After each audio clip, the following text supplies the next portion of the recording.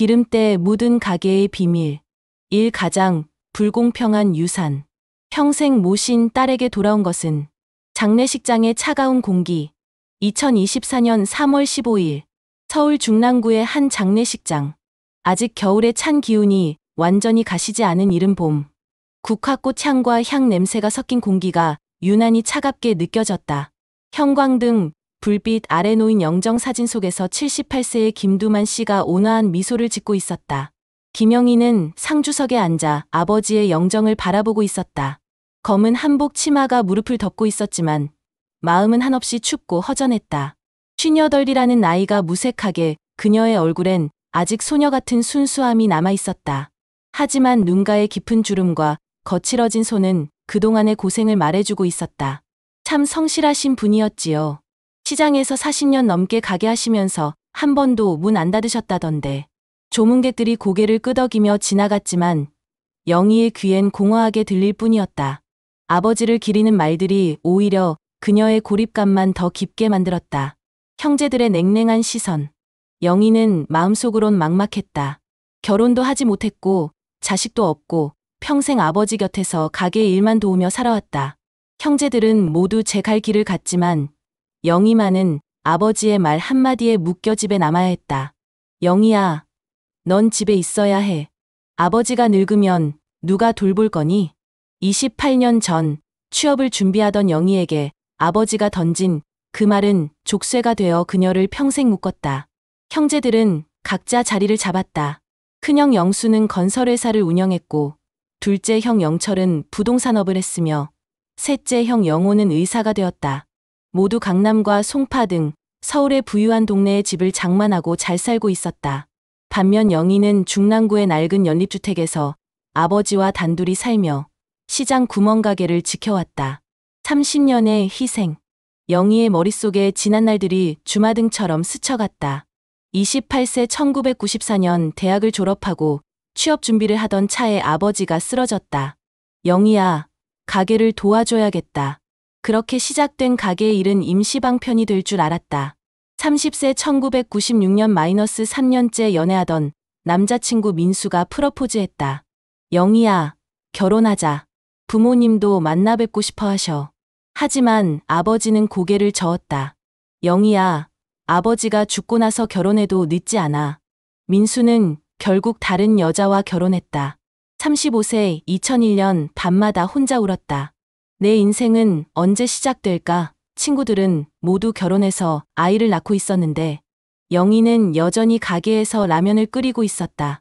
45세 2011년 아버지가 뇌경색으로 쓰러졌다. 수술비가 2천만 원이 필요했다. 형제들에게 도움을 청했지만 모두 손사래를 쳤다. 영수는 애들 학원비 때문에 힘들다더라. 영철이도 사업이 어렵대. 영호는 병원 개업 준비로 바빠.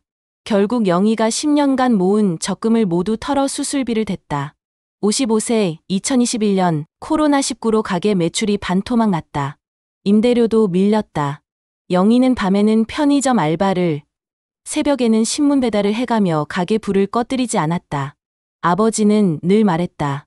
영희야, 고맙다. 넌 아빠의 소중한 딸이자 동반자야.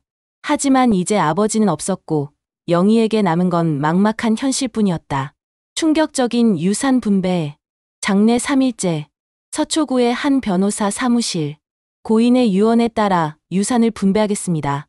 변호사는 차분한 목소리로 읽기 시작했다. 첫째 아들 김영수 씨에게는 강남구 논현동 상가 건물 1동을 유증합니다. 영수의 얼굴이 환해졌다. 시세 15억 원은 좋게 되는 건물이었다. 둘째 아들 김영철 씨에게는 송파구 아파트 3채를 유증합니다. 영철도 만족스러운 표정을 지었다. 각각 10억 원씩, 총 30억 원이었다. 셋째 아들 김영호 씨에게는 마포구 오피스텔 2채를 유증합니다. 영호도 고개를 끄덕였다. 18억 원 정도 되는 재산이었다.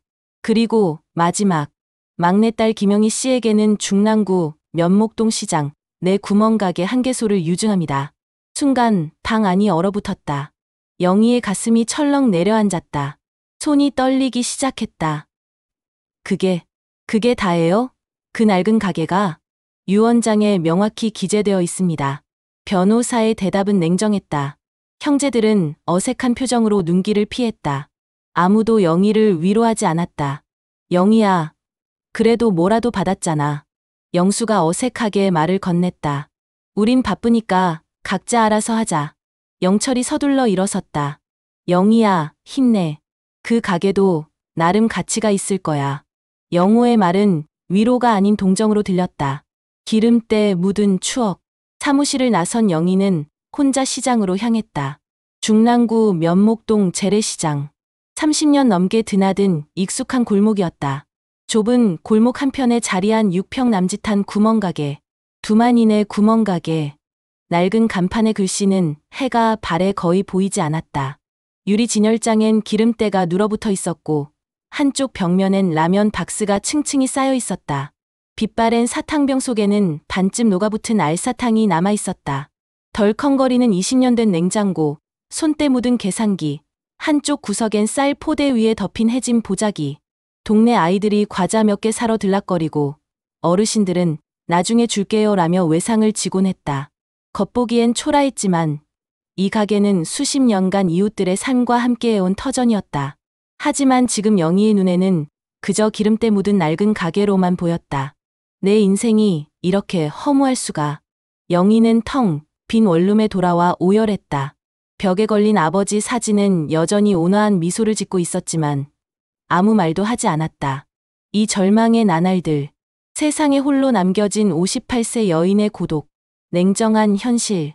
장례를 치른 지 일주일이 지났다. 영희는 가게 앞에 서서 망설이고 있었다. 문을 열어야 하는지, 아예 문을 닫아야 하는지 결정할 수 없었다. 사장님, 언제 가게 여시나요? 단골 손님인 박순자 할머니가 다가왔다. 70대 중반의 할머니는 매일 이곳에서 우유 한 팩과 식빵을 사가셨다. 아, 할머니. 죄송해요. 아버지가 돌아가셔서. 알아요. 조문도 갔었는데. 그래도 살아야지. 두만희 씨가 하늘에서 보고 있을 거야. 할머니의 말이 영희의 가슴을 찔렀다. 그렇다. 가게를 계속해야 하는 걸까? 아니면 팔아야 하는 걸까? 형제들의 무관심. 그날 저녁 영희는 큰오빠 영수에게 전화를 걸었다. 오빠, 저 좀 도와주실 수 없을까요? 당장 생활비도 없고. 영희야, 오빠도 어려워. 요즘 건설 경기가 안 좋아서 말이야. 그 가게라도 있으니까 그걸로 버텨봐. 하지만 가게 매출로는 월세도 내기 어려워요. 그럼 가게를 팔던지. 위치가 나쁘지 않으니까 몇 천만 원은 받을 수 있을 거야. 영수는 쉽게 말했지만 영희에겐 그 가게가 전부였다. 둘째 오빠 영철에게도 전화했지만 반응은 마찬가지였다. 영희야, 우리도 애들 대학 등록금 때문에 빠듯해. 그리고 너도 이제 독립할 때가 됐잖아. 평생 아버지한테만 의지하고 살 순 없지. 셋째 오빠 영우는 더 차갑게 말했다. 영희 누나, 솔직히 말해서 누나가 너무 의존적이었어요. 이제라도 자립하는 게 좋을 것 같아요. 전화를 끊고 나서 영희는 한참을 멍하니 앉아 있었다. 30년 동안 가족을 위해 희생했는데 이제 와서 의존적이라는 말을 들어야 하다니. 동네 사람들의 따뜻함. 그래도 가게를 열기로 했다. 아버지가 40년 동안 지켜온 곳을 하루아침에 포기할 순 없었다. 첫날부터 단골 손님들이 찾아왔다. 영희야, 아버지 장례 때 못 가서 미안하다. 이거라도 받아둬. 옆 가게 사장인 이기철 씨가 부조금 봉투를 건넸다. 영희 씨, 힘내요. 우리가 있잖아요. 야채가게 사장 부인인 최순희 씨도 반찬을 가져다 주었다. 하지만 위로의 말들이 오히려 영희의 마음을 더 아프게 만들었다.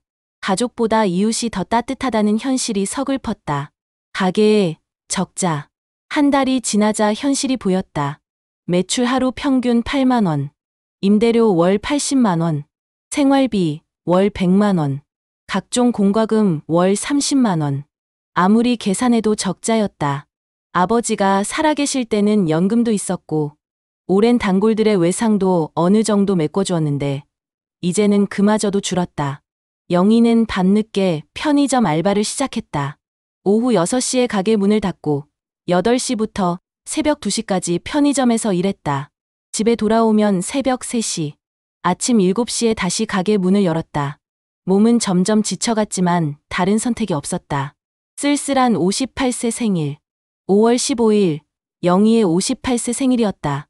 아버지가 살아계실 때는 소박하게라도 미역국을 끓여주고 작은 케이크를 사다 주셨는데 이제는 아무도 기억하지 않았다. 저녁에 혼자 컵라면을 먹으며 생각했다. 내가 뭘 위해 살아야 하지. 결혼도 못했고 자식도 없고 이제 아버지도 없고 내 인생에 무슨 의미가 있을까? 그때 문득 핸드폰이 울렸다. 영희야, 생일 축하한다. 큰오빠 영수였다. 오빠가 기억해 주시다니. 미안하다. 요즘 너무 바빠서. 그래도 생일은 챙겨야지. 내일 점심 같이 먹자. 오랜만에 들어보는 따뜻한 말이었다. 오빠와의 점심. 다음 날 점심시간, 언니와 근처 식당에서 만났다. 영희야, 많이 야위었구나. 오빠는 여전히 좋아 보여요. 영수는 정말 좋아 보였다. 고급 브랜드 옷을 입고 있었고 얼굴에도 생기가 돌았다. 영희야, 솔직히 말할게. 가게 정말 힘들지? 네. 매일 적자예요. 그럼 팔아버려. 그리고 작은 원룸이라도 구해서 다른 일 찾아봐. 하지만 아버지가 40년 동안. 영희야, 아버지는 돌아가셨어. 이제 내 인생을 살아야지. 오빠의 말은 현실적이었지만 영희에겐 너무 차갑게 들렸다. 오빠, 저 좀 도와주실 수 없어요? 조금만. 영희야, 우리도 애들 결혼 준비하느라 여유가 없어. 그리고 자꾸 의지하려 하지 말고 이제 독립해야 해. 또 다시 독립이라는 말이었다. 마지막 희망마저. 집으로 돌아오는 길에 영희는 결심했다. 가게를 정리하기로. 그날 밤 부동산에 전화를 걸었다. 가게를 팔고 싶은데요. 위치가 어디시죠? 중랑구 면목동 재래시장 아니요. 아, 그쪽은 요즘 안 팔려요. 재개발 얘기도 있었는데 흐지부지 됐고. 그래도 한번 나가서 봐드릴게요. 다음 날 부동산 중개사가 와서 가게를 둘러봤다. 글쎄요. 건물도 오래됐고 권리금도 거의 없을 거예요. 3천만 원 정도면 다행이 듯한데요. 3천만 원. 서울에서 전세 보증금으로도 부족한 돈이었다. 영희는 절망했다. 정말 아무것도 남지 않은 셈이었다. 참 숨겨진 진실의 발견. 아버지가 30년간 감춰온 비밀. 마지막 정리. 팔아버리자. 영희는 마침내 결심을 굳혔다. 더 이상 버틸 수가 없었다. 가게를 정리하고 어디든 작은 방을 구해서 새 출발을 해야 했다. 그날 아침부터 가게 정리에 나섰다. 기름때 묻은 진열장, 먼지 쌓인 과자 봉지, 낡은 쌀포대. 40년 세월이 묻어있는 물건들이 산처럼 쌓여 있었다. 이 많은 걸 언제 다 치우지. 한숨이 절로 나왔다. 추억 속 물건들. 하나하나 정리하다 보니 어린 시절 추억이 떠올랐다. 빛바랜 사탕병 -7살 때 아버지가 처음 가게를 열던 날, 동네 아이들에게 사탕을 나눠주시던 기억. 낡은 저울, 어머니가 돌아가신 후 아버지가 혼자 쌀을 달아주시던 모습. 해진 앞치마 중학생 때부터 영희가 써오던 것. 언젠가부터 아버지 대신 계산대를 지키게 되었다. 하나하나가 소중한 추억이었지만 이제는 모두 버려야 할 짐이었다. 철제 서랍의 비밀. 가게 구석에 있던 오래된 철제 서랍장을 정리하기 시작했다. 첫 번째 칸 영수증과 계산서들. 두 번째 칸 낡은 계산기와 펜. 세 번째 칸 잠겨 있었다. 영희는 서랍장 위에서 작은 열쇠를 찾았다. 손이 떨리며 세 번째 서랍을 열었다. 그 안에서 두꺼운 장부 하나가 나왔다. 표지에는 희미하게 적힌 글씨가 있었다. 외상 장부. 외상 장부의 충격. 영희는 장부를 펼쳤다. 아버지의 친필로 꼼꼼하게 적힌 기록들이 나타났다. 1994년 3월 5일. 김말순 할머니 쌀 2포대, 라면 10개, 병원비 때문에 힘들다고 하심. 1994년 3월 5일 다 갚음. 1995년 8월 12일. 최순희 아주머니 반찬거리 김치, 된장, 식용유. 아이들 굶는다고 하심. 1995년 8월 12일 다 갚음. 1998년 2월 20일. 이정자 씨, 아이 학용품, 과자, 학비 때문에 어렵다고 하심. 1998년 2월 20일 다 갚음. 페이지를 넘길 때마다 비슷한 기록들이 계속 나타났다. 그런데 이상했다. 외상을 진 날짜와 갚은 날짜가 똑같거나 하루 차이밖에 나지 않았다. 800건이 넘는 기록 모두가 그런 식이었다. 이게 말이 돼. 하루 만에 다 갚았다고? 그때 영희는 깨달았다. 아버지는 외상을 받은 척하고 실제로는 공짜로 물건을 주신 것이었다. 가난한 이웃들의 자존심을 지켜주기 위해 다 갚았다고 기록해두신 것이었다. 낡은 봉투. 장부를 다시 서랍에 넣으려다가 밑에 깔려있던 낡은 봉투를 발견했다. 봉투 겉면에는 아버지의 친필로 이렇게 적혀 있었다. 영희에게. 손이 떨리며 봉투를 열었다. 안에는 여러 장의 서류와 편지 한 통이 들어 있었다. 충격의 서류. 첫 번째 서류를 펼쳤을 때 영희의 눈이 커졌다. 토지 소유권 증서. 소재지 서울특별시 중랑구 면목동 엑스번지. 면적 대지 500평 1652. 소유자 김영희. 뭐야? 내 이름으로 된 땅이라고? 두 번째 서류는 더 충격적이었다. 면목동 재개발사업 계획서. 사업명 면목동 뉴타운 개발사업. 계획 2024년 하반기 착공 예정. 예상 보상금 평당 1억 원. 총 보상 예상액 500억 원. 영희는 숨이 막혔다. 자신이 소유주라는 땅이 500억 원의 가치가 있다니. 아버지의 편지. 마지막으로 편지를 펼쳤다. 아버지의 친필이었다. 영희야. 이 편지를 읽고 있다면 아빠는 이미 하늘나라에 가 있겠구나. 미안하다. 평생 내게 거짓말을 했다. 30년 전 내가 취업을 포기하고 가게를 도와줄 때부터 아빠는 계획을 세웠다.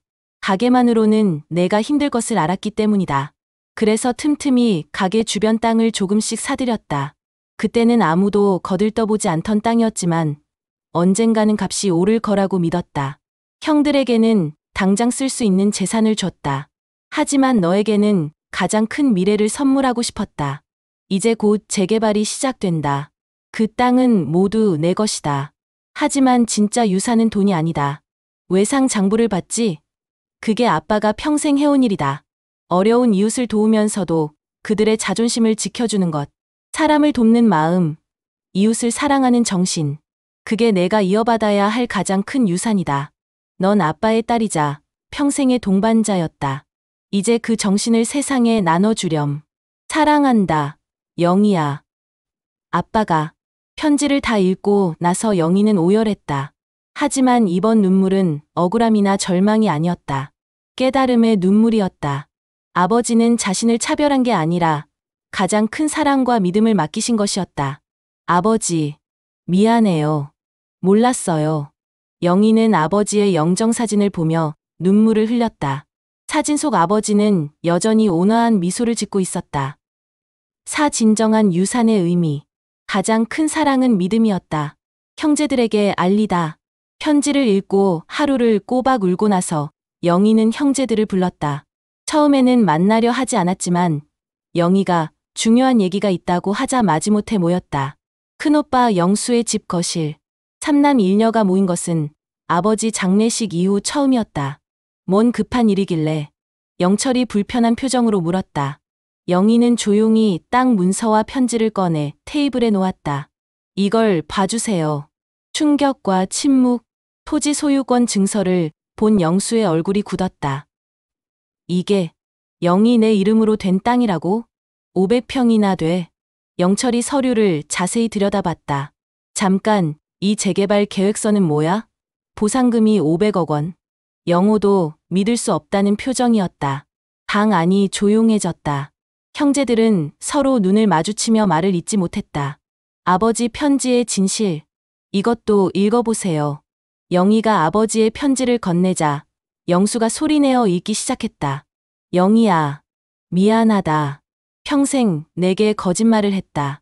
편지를 읽어갈수록 형제들의 표정이 변했다. 30년 전부터 계획을 세우셨다고? 땅을 조금씩 사들이셨다고? 마지막 문구를 읽을 때는 모두 숙연해졌다.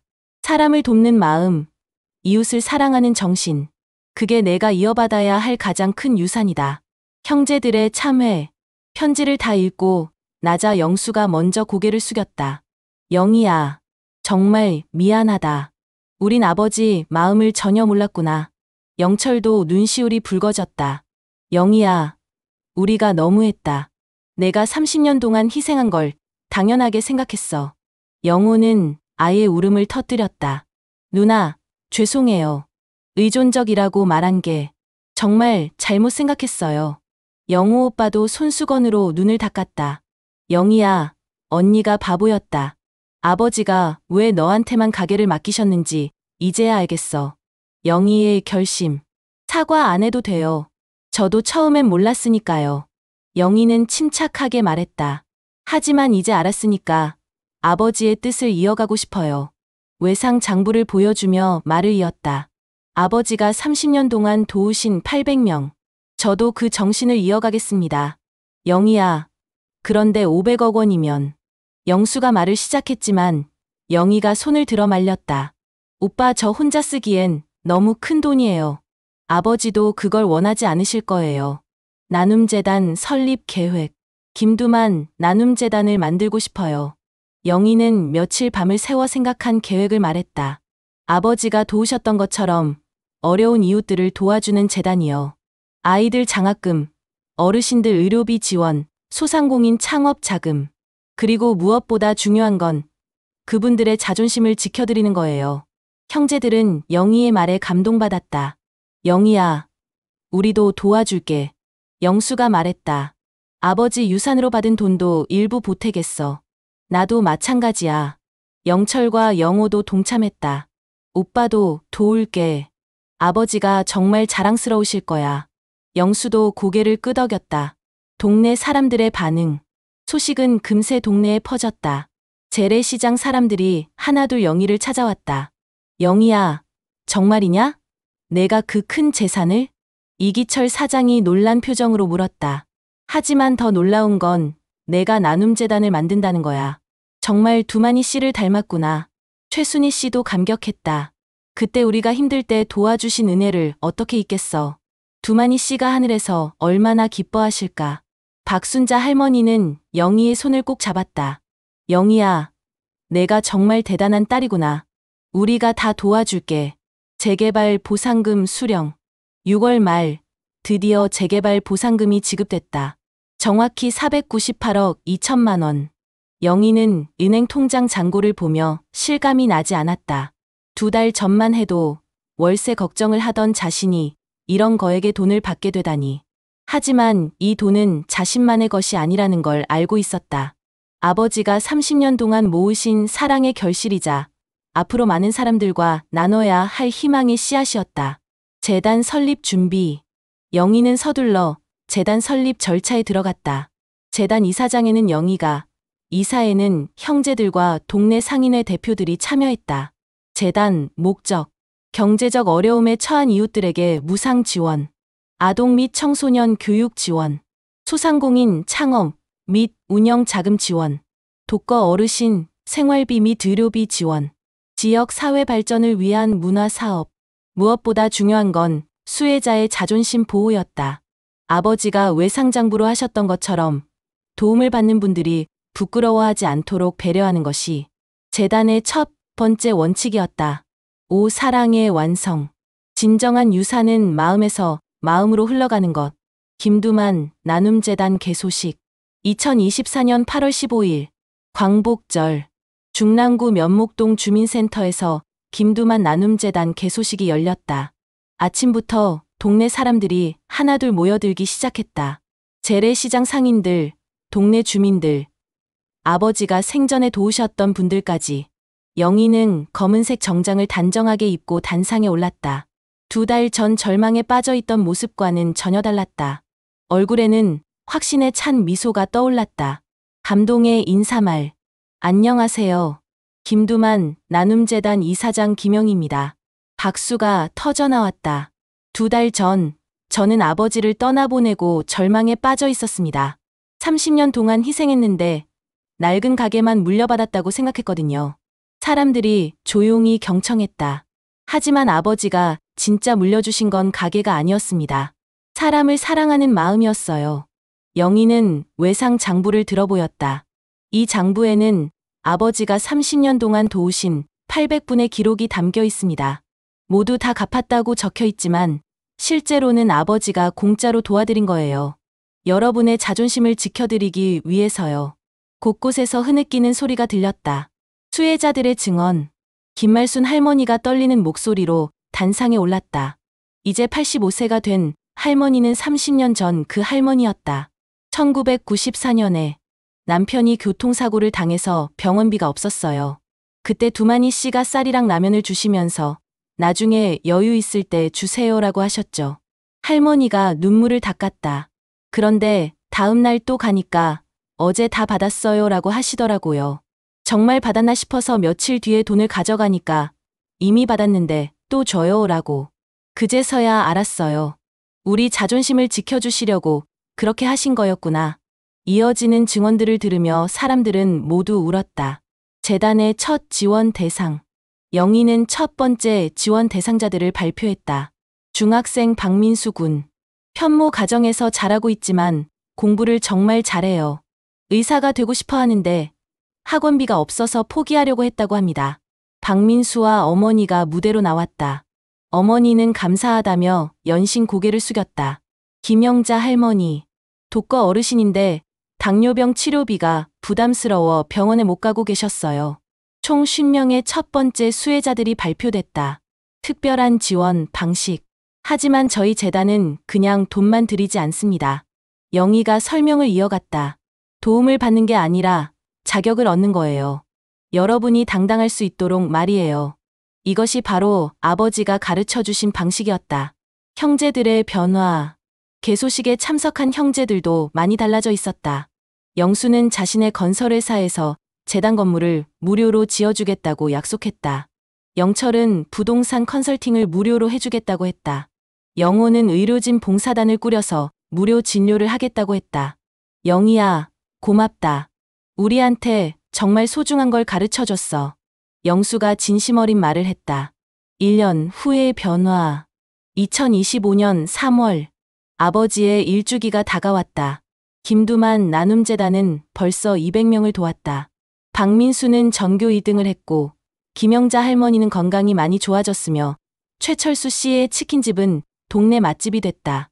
무엇보다 중요한 것은 도움을 받은 사람들이 다시 다른 사람을 도우기 시작했다는 것이었다. 박민수는 동네 초등학생들 공부를 가르쳐주고 있었고 최철수 씨는 매주 독거 어르신들께 치킨을 배달해드렸다. 사랑은 이렇게 이어지는 거구나. 영희는 깨달았다. 아버지와의 마지막 대화. 일주기 전날 밤, 영희는 가게 앞에 서 있었다. 이제 그곳엔 김두만 기념관이라는 작은 전시관이 들어서 있었다. 아버지의 외상 장부와 사진들이 전시되어 있었다. 아버지, 이제 알겠어요. 영희는 아버지 사진을 보며 속삭였다. 진짜 유산은 돈이 아니라 사람을 사랑하는 마음이었어요. 사진 속 아버지는 여전히 온화한 미소를 짓고 있었다. 30년 동안 저를 준비시키신 거였죠.